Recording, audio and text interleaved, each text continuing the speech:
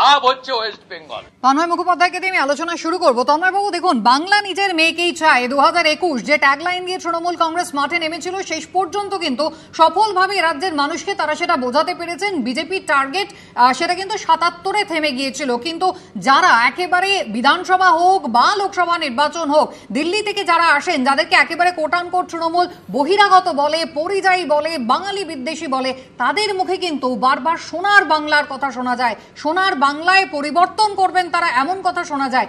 এরপর কালকে আসছেন প্রধানমন্ত্রী, এরপরে দফায় দফায় শুরু হয়ে যাবে প্রচার। যে বাঙালি বিদ্বেষীর অভিযোগ উঠছে, বিজেপি শাসিত রাজ্যে যে আচরণ করা হচ্ছে বাঙালিদের উপরে, তারপরে আর সত্যি সোনার বাংলা বলার মুখ থাকবে? প্রথমে আপনাকে কারেক্ট করে দিই, বিজেপি শাসিত রাজ্য নয় শুধু, এটা হচ্ছে দেশের বিজেপি এবং অবিজেপি শাসিত রাজ্য সব জায়গাতেই হচ্ছে।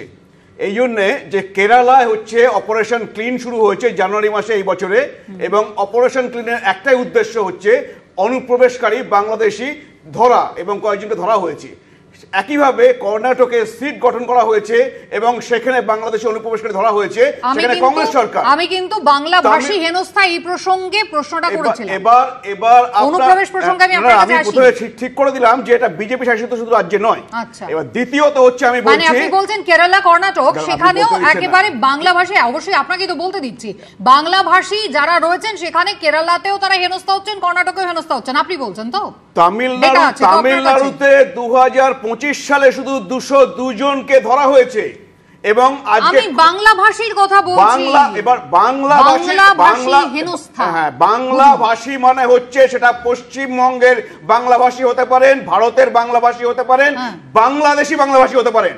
এবং প্রতিটা রাজ্যে, সে বিজেপি হোক অবিজেপি শাসিত রাজ্য হোক, প্রতিটা রাজ্যে তাদের পলিসি একটাই, যে এই যে বাংলা ভাষায় কথা বলছেন বাংলাদেশি অনুপ্রবেশকারী, তাদেরকে চিহ্নিত করুন।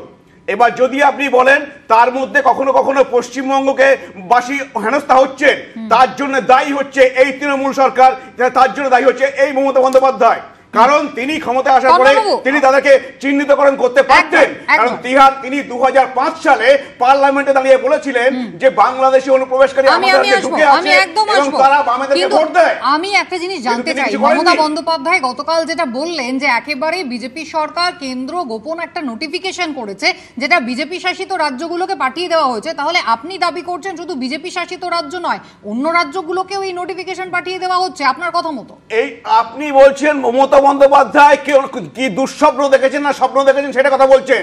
আজকে সেই নোটিফিকেশনটা সামনে এনেছেন উনি, তাহলে উনি কি সেই গোপন নোটিফিকেশনটা ওনার হাতে আছে?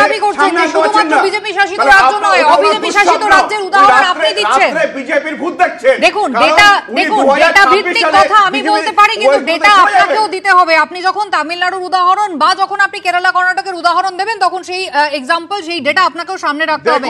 কিন্তু ভাস্কর সেনারায় বেশ আমি বুঝেছি একদম, আমি বুঝেছি একদম। আমি এই জায়গায় ভাস্কর বাবুর